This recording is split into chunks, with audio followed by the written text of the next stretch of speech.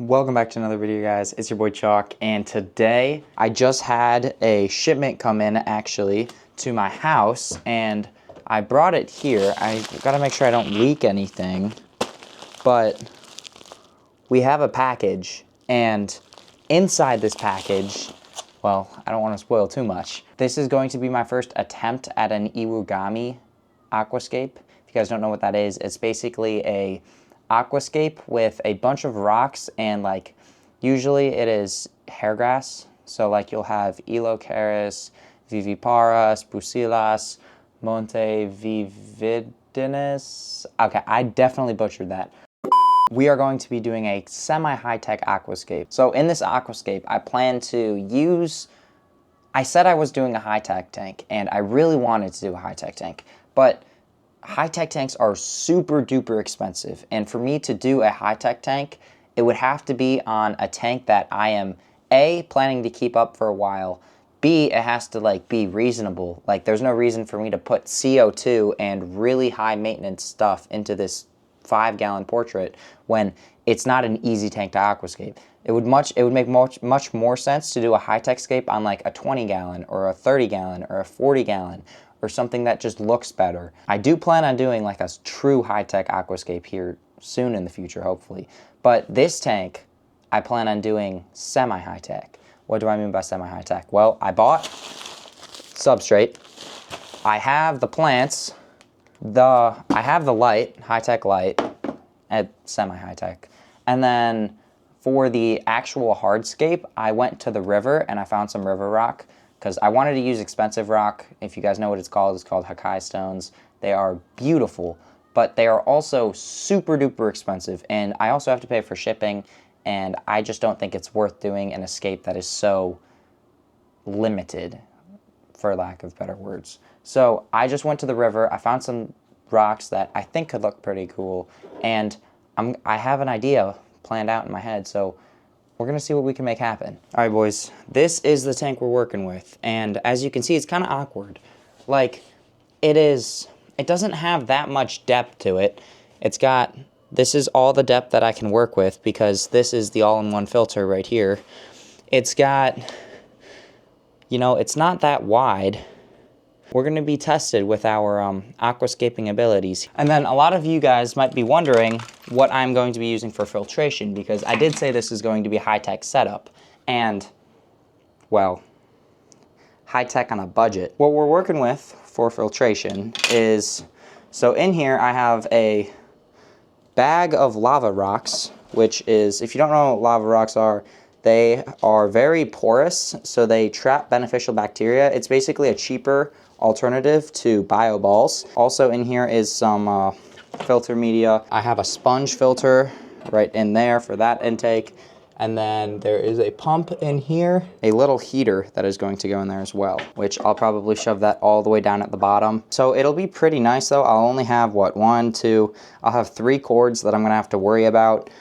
The filter, the tank light, and the heater, which is honestly pretty manageable, considering that I have like a giant power bank right there. And well, you can see the rice, which if you watch that video, you know, bad memories with that rice. I should probably throw that away, but we still have it just in case, even though you should never use rice. But all right, I'm getting off track. So a lot of you guys may be wondering what type of substrate I plan to use, because again, I did say this was going to be a high-tech tank, and promise you guys I did not skip out on the substrate. I didn't go super expensive, but there is a really good alternative to ADA Amazonia, because that's originally what I wanted to get, because I wanted to house CRS in here, which I might actually house a different species of Caridina shrimp. I do want to get Caridina shrimp for this tank, so let me know down in the comments what you guys think I should put in this tank once it's fully scaped. Make sure you stay to see how it looks. I don't even know how it's going to look yet. But soil-wise, there is a really good alternative to ADA Amazonia that is a lot cheaper, and you don't have to worry about the ammonia spike that you get when you use ADA Amazonia. If you don't know what I'm talking about, well, ADA Amazonia, a lot of people that use it are very familiar with the ammonia spike because the substrate is such high, it has such a high concentration of minerals and nutrients because it's really good for growing plants. But with that comes a huge ammonia spike that you have to do a bunch of frequent water changes on, and it takes a while to get your tank completely cycled until you can add, fish and shrimp and whatever you may be. But there is another alternative, which is what I bought, that does not get an ammonia spike, and it also supposedly buffers the pH, which I do want to test. I want to see if it actually does that. Decently high in nutrient substrate, so my plants are going to be, fully fed. They're going to get all of the nutrients that they need to get that green, lush carpet that I'm going for. Okay, so we're going for a high-tech aquascape, and, well, to do that, you need high-tech soil, you need really high nutrient-rich soil, and you need a really good light. Also, you probably should be running CO2 if you're doing a high-tech tank, but it's possible to get away without it. It just won't look as good. And since I only have a 5-gallon tank, well, I don't want to run CO2 because it's going to cost more than it's going to be worth. So, I am using, drum roll please,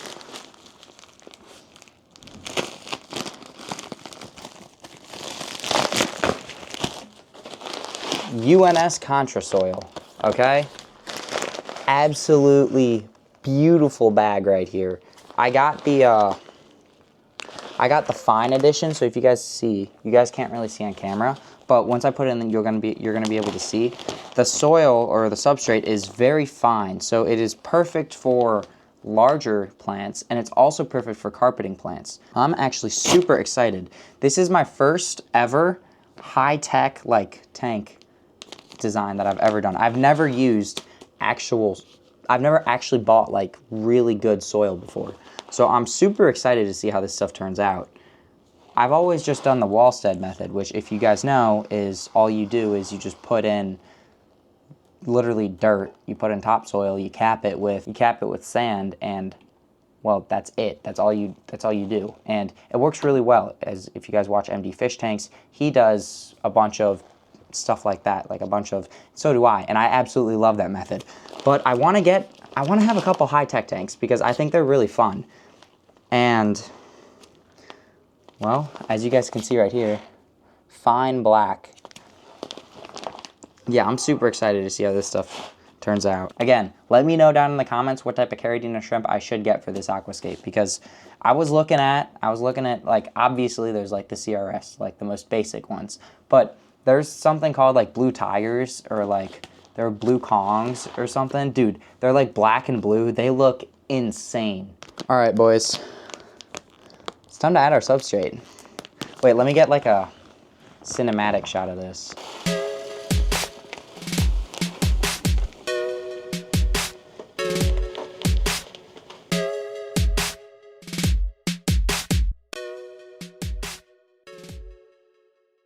Okay, now a lot of y'all, again, might be wondering, Chalk, what type of rocks are you going to be using?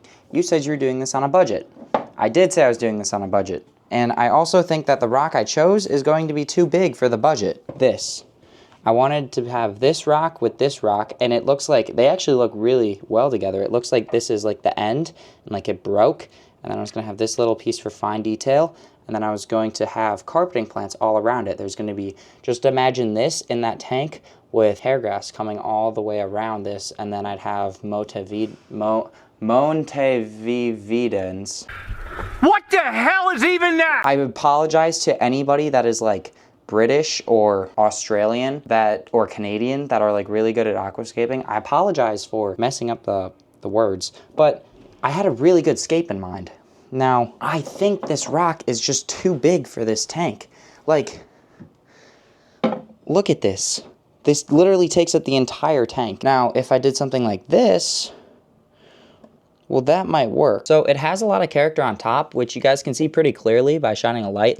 It looks pretty nice, but the side is just so flat that all the character you just see the flat side and you're like, what is that? And it just doesn't look good. And then I could try and flip it around. If I flip it around, it's just a smooth rock and I lose all that detail. So this is not going to work. I hate to say it, but I'm gonna have to choose a different rock. This kind of puts a dent in the plan because, you know, I don't have anything else. I don't have another scape planned out. I was expecting this to work. And now that it's not going to work, I don't really know what to do. Like, I could try and just do something like this. And then I have this rock that, okay, it doesn't look like it now, but this rock right here actually mimics a Hakai stone really, really well in high lighting. But this is just not at all what you're supposed to do. You're not supposed to stack rocks like that. That whole idea that I had planned out, it just goes away now. And I could just do something like this, which I don't hate that either. Just doing like one singular rock and then planting a bunch of stuff around it. Let me show you guys what this rock looks like when it's wet. Like when this rock is wet, it's like a really beautiful, deep, dark gray, which I really like. I think it looks really good. You know? That's not that bad, boys. That isn't that bad. I think this has potential. All right, boys, we're rocking with it. That's the final scape, just like that. Now, for the even funner part. I don't think that's a word. Now, for the super exciting part, you guys get to see what type of plants I chose. I'm assuming that you already know what type of plants I chose because I told you it's going to be an Iwagami scape, and I kind of hinted at it, you know, when I said like a lush garden, but you really have no idea. So, I had this shipped to me the other day, bought it off eBay. It's a mysterious brown box, and by the way, if you guys are looking at getting aquatic plants and your local fish stores do not have them, check on eBay. You can find some really good deals on eBay. And the plants are not that expensive. And most shippers actually pay for shipping, which, I mean, obviously they incorporate that into their prices, but, you know, it's nice to know that. And, well, we got some dwarf hairgrass. And then I also, okay, I know it looks bad, but this is Elocaris montevidens. I pronounce it wrong every time. You should be used to that by now. But I bought it for the pea puffer tank, actually, which was in the old scape, and it wasn't doing good at all. The roots were dying, so I pulled it out and I put it in here, and it's been sitting in here for like a week. So a lot of it is dead, which I'm gonna have to trim off. But the roots are still healthy, they're still growing, and there's actually some new growth in here.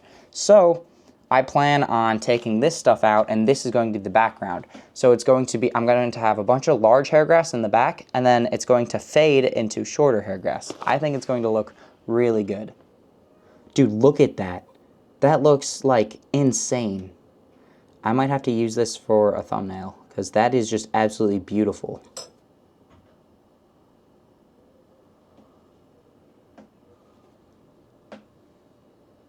Okay,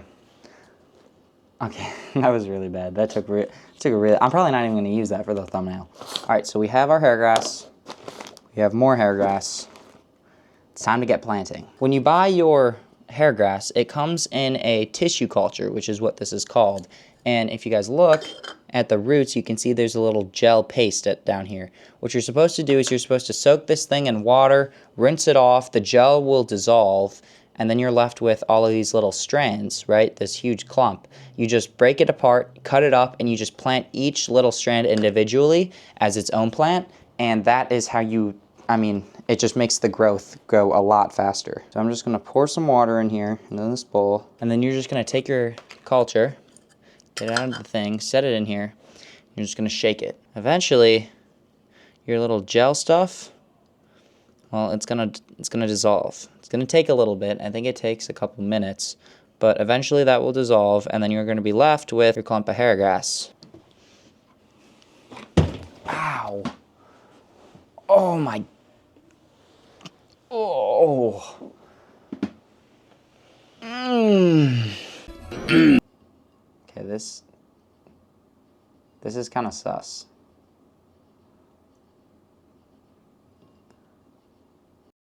Alright, I'm just going to let that sit, and while we're waiting for that, I'm actually going to trim up my, my large hair grass. Now, it doesn't look great, but I can revive it. Now, what I'm just going to do is, you see, we have decent greenery right here, but then you see there's a huge just die-off in the midsection of it. I'm just going to cut all of that off. Oh my gosh, that took a while. But let's get scaping.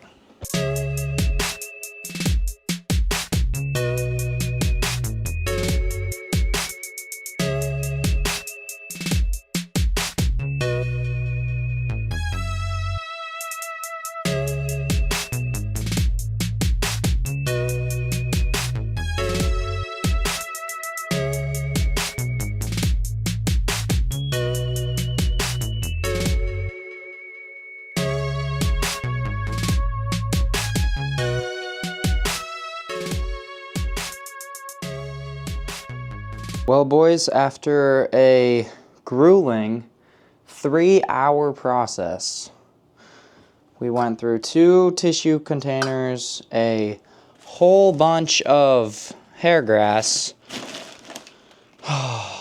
a giant mess that I'm going to have to clean up later. We have our finished tank.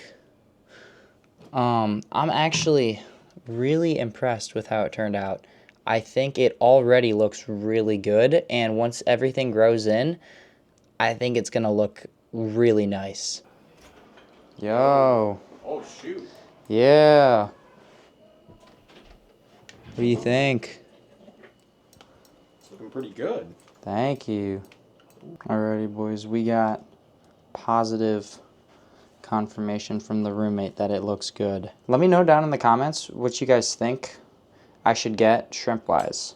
Now, I really do want to get Caridina shrimp, but if you guys have had any experience with UNS Contrasoil and you think that I shouldn't, let me know down in the comments as well. But if you guys have a favorite shrimp, you know what? Here, we'll say this. Whatever the most liked shrimp is in the comments, that's the type of shrimp I will get.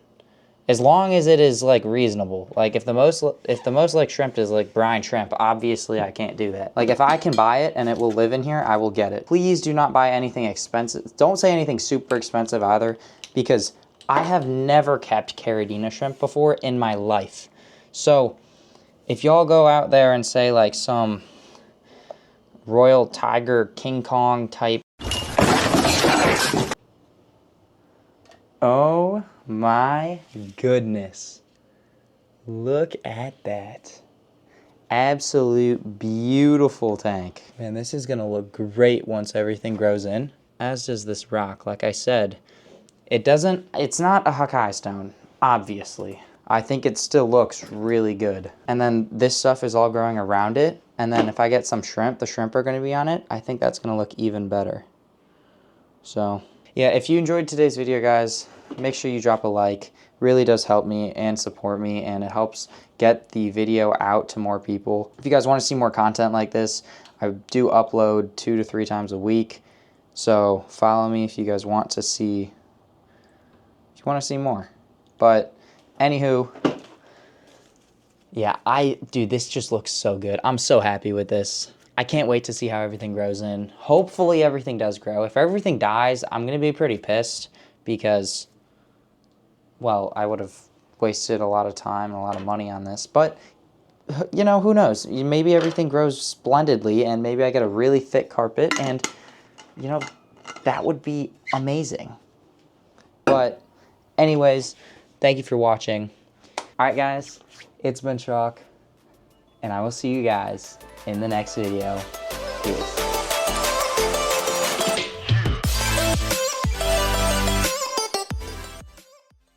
Now, with a smaller tank, you're very limited on the character and the pieces that you can actually choose, because not a lot of stuff fits in small aquariums.